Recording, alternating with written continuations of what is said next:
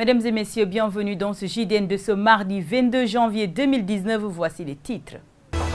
Le pont de Farafenni est désormais baptisé Sénégambie Bridge, inauguré lundi par Macky Sall et son homologue gambien Adama Barrow, symbolise la fraternité sénégambienne, a déclaré le chef de l'État sénégalais qui demande aux populations des deux pays d'en faire bon usage. Des réactions de différentes personnalités dans ce journal. La Convention citoyenne pour la République, la démocratie et le développement allié du parti Réumi d'Idrissa Seck a mobilisé ses militants au quartier Lindiane de Ziguinchor, un dernier réglage avant l'ouverture de la campagne. L'actualité internationale mettra fin à cette édition. Mesdames et messieurs, c'était le sommaire. Le développement, c'est tout de suite. Bienvenue à tous. Sénégambie, c'est le nom que porte le pont reliant Soma à Farafenni, une œuvre de 53 milliards de francs. Cette réception historique a vu la présence de plusieurs autorités des deux pays.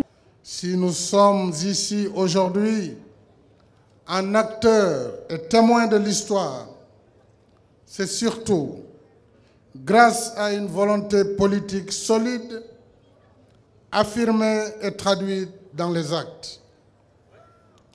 Je tiens, pour ce faire, à remercier chaleureusement mon frère, le président Adama Barrow, président de la République de Gambie, pour son leadership et son engagement résolu, sans lesquels ce majestueux pont n'aurait pas pu voir le jour. Nous pouvons être fiers d'avoir transformé en réalité ce rêve de plusieurs générations. Ainsi, en reliant les deux fleuves, les deux rives du fleuve, le pont sur la Gambie facilite l'interconnexion des réseaux routiers de nos pays. Il réduit la durée des voyages, accroît les échanges commerciaux, renforce la cohésion entre nos peuples et contribue à l'intégration de la sous-région. Ensemble, nous avons réalisé notre rêve commun.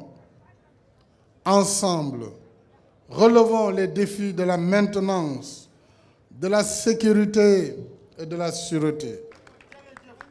su ñooy wax affaire yi mbokk foog ñu wone ko foog ñu jëfee ko tam kon tey bridge bi tuddee nañ ko Sénégambia pour wone suñu diggante.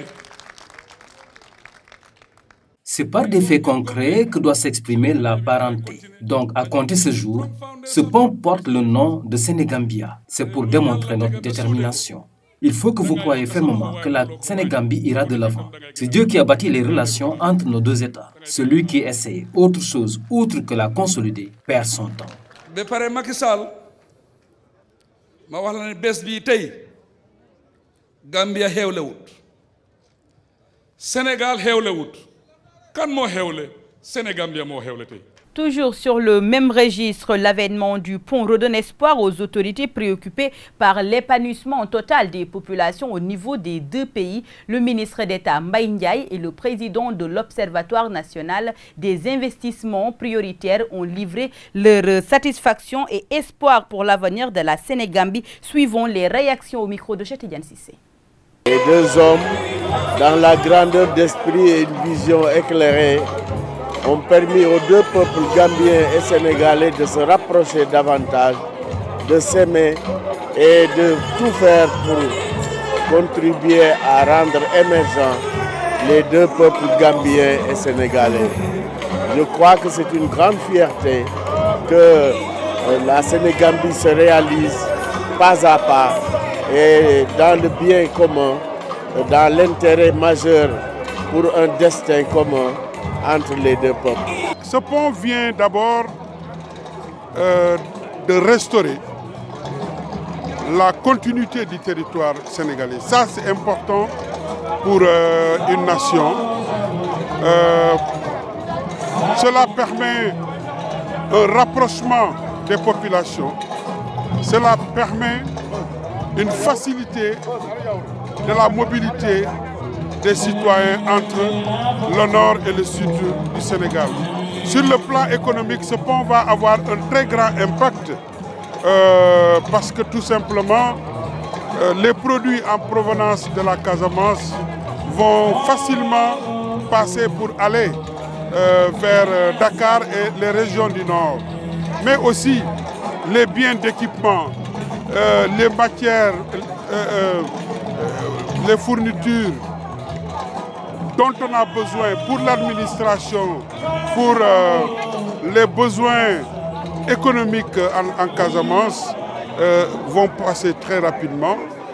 Nous pensons qu'avec ce pont, c'est l'économie de la Casamance qui va être boostée et une économie de la Casamance boostée contribuera à apporter une valeur ajoutée réelle à l'économie nationale. L'inauguration du Sénégambia Bridge ce 21 janvier est le lieu pour la directrice de la pharmacie nationale d'approvisionnement et présidente de la Casamance émergente, je m'engage, de revenir sur l'impact sanitaire de l'ouvrage, non sans inviter les deux gouvernements à travailler pour éviter une application de tarifs qui peuvent décourager les bénéficiaires. Écoutons Annette Seck au micro de Chatidiane Cissé. Je pense qu'on peut mesurer les premières retombées du pont. Parce que, vous savez, pour transporter des médicaments jusqu'à Ziguinchor, il fallait faire le tour. On passait par Tambacounda, 600 km de plus, Kolda, pour atteindre Ziguinchor. Et ça, avec ça, on ne peut pas parler d'équité en matière de soins. Je crois qu'aujourd'hui, les premières retombées sont des retombées sanitaires. Et par conséquent, le capital humain. Et qui dit capital humain, c'est vraiment, vous savez, le premier pilier de l'émergence. On parlait d'évacuation sanitaire. Vous savez quel est le coût d'une évacuation sanitaire? Je pense que, je ne dis pas qu'il n'y en aura plus, mais aujourd'hui, nous avons tous les éléments qui nous permettent de ne plus avoir véritablement d'angoisse. Parce qu'à côté du pont, on a aussi le désenclavement portuaire, aéroportuaire. Alors, c'est tout cet ensemble-là qui véritablement nous donne le sentiment d'une nouvelle vie. Il ne suffit pas de construire une telle infrastructure et puis de créer d'autres goulots. Je crois qu'ils ont pris la mesure vraiment du désenclavement et de l'impact réel de ce pont. Je pense que, à la limite, les tarifs seront maintenus. La Convention citoyenne pour la République, la démocratie et le développement a tenu son congrès d'investiture ce dimanche au foyer de l'Indiane. Ce congrès a regroupé plusieurs jeunes du parti Rewmi et de la CRD. Écoutons Jules Fada Manga, secrétaire général de la CRD, qui revient sur les objectifs de la rencontre au micro de Boubacar Sambou. L'objet de la rencontre aujourd'hui, en fait, comme je l'ai eu à le dire dans mon allocution, dans la communication, c'est un congrès, une convention citoyenne. Parce que mon parti est un parti de citoyens. Donc, un congrès pour investir un candidat qui est le président Idrissa Seck de Rewmi. C'est une occasion pour nous, une occasion très mémorable, une occasion vraiment opportune pour effectivement exprimer le désir qu'on avait toujours exprimé d'avoir un candidat patriote qui peut défendre effectivement les intérêts de ce pays. Comme on l'a eu à le dire dans mon allocution, que le président Idrissa Seck est un patriote, est un homme politique qui aime son pays et ce n'est pas pour rien qu'il a pris le nom de Rewmi comme nom de son parti. Rewmi signifie le pays. Comme j'ai eu à le dire, c'est quelqu'un qui met en avant, en priorité, les intérêts du Sénégal. Donc c'est le Sénégal d'abord. Pour moi,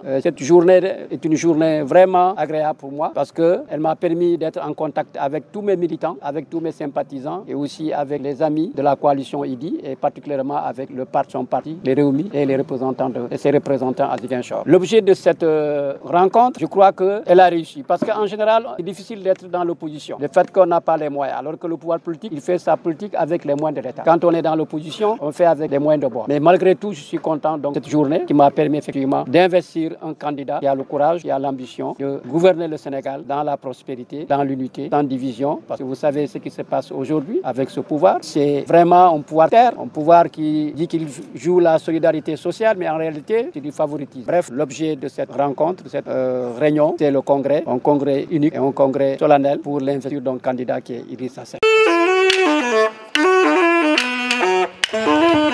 L'État a invité à offrir des opportunités d'emploi aux jeunes. Au Sénégal, plusieurs jeunes qui quittent l'école se retrouvent dans la rue. Une situation que les jeunes de Djikès ne veulent plus continuer à vivre dans leur localité. Ils invitent l'État à mettre en place un dispositif d'insertion pour les jeunes qui abandonnent prématurément l'école. Oumar Djemé porte leur parole au micro de Lamine Badiane.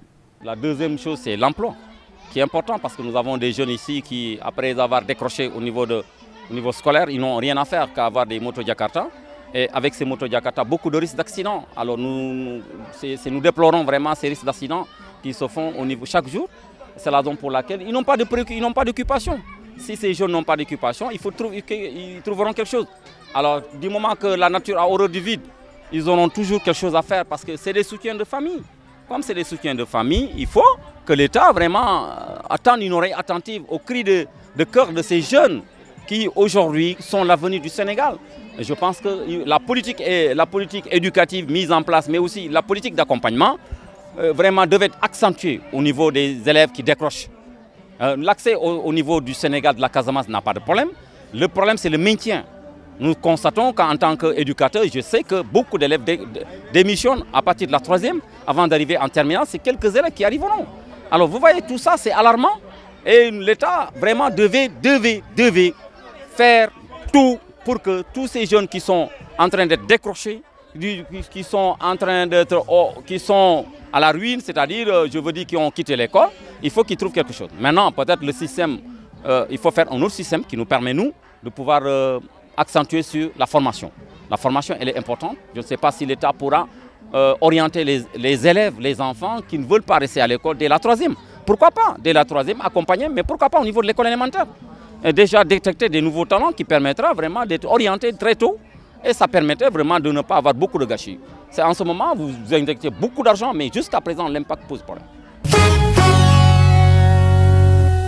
Nous passons à l'actualité internationale. France, Italie, Afrique, les mots qui fâchent.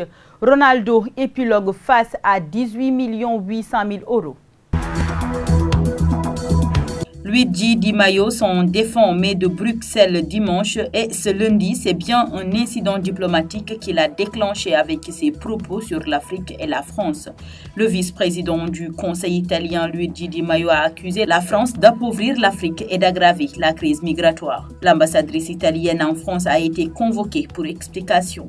Je ne crois pas qu'il n'y ait d'incident diplomatique, s'est défendu Luigi. Je pense que tout cela est vrai. Le fait que la France est un de ces pays qui, parce qu'il imprime la monnaie de 14 pays africains, empêche le développement de ces pays africains et contribue au départ des réfugiés qui, après avoir traversé la Méditerranée, arrivent sur nos côtes. Les déclarations du numéro 2 italien reflètent les relations de plus en plus mauvaises entre Paris et Rome depuis l'arrivée de l'extrême droite en juin dernier. Elle tombe en plus assez mal pour la France au moment où le système du franc CFA en vigueur dans la majeure partie de l'Afrique centrale et de l'Ouest fait de plus en plus débat. Cristiano Ronaldo s'est présenté ce mardi devant la justice espagnole pour formaliser l'accord du paiement d'une amende de 18 800 000 € pour fraude fiscale. Le parquet espagnol accuse Ronaldo d'avoir mis en place un montage financier compliqué via des sociétés basées dans des paradis fiscaux. L'ancien international espagnol Xabi Alonso a lui aussi été convoqué. La justice lui réclame 4 millions d'euros d'amende et 5 ans de prison. L'ONG Tax Justice Network estime que les joueurs ne sont pas les seuls responsables. Ils sont peut-être des génies du football, mais ils ne sont pas des génies de la fiscalité. Cela vient d'ailleurs. C'est un groupe de fiscalistes, d'avocats et de comptables qui ont mis sur pied tous ces stratagèmes. Ce sont eux que nous devrions examiner en ce qui concerne la fraude, l'évasion et le coût pour les recettes du gouvernement, cet argent qui est en train de disparaître. L'accord permet à Ronaldo d'échapper à un long procès. Le parquet espagnol lui réclame également une peine de 23 mois de prison. En Espagne, les peines de moins de 2 ans ne sont en général pas appliquées et Ronaldo ne sera donc pas incarcéré. Mesdames et messieurs, c'est la fin de cette édition. Merci de l'avoir suivi. Au revoir.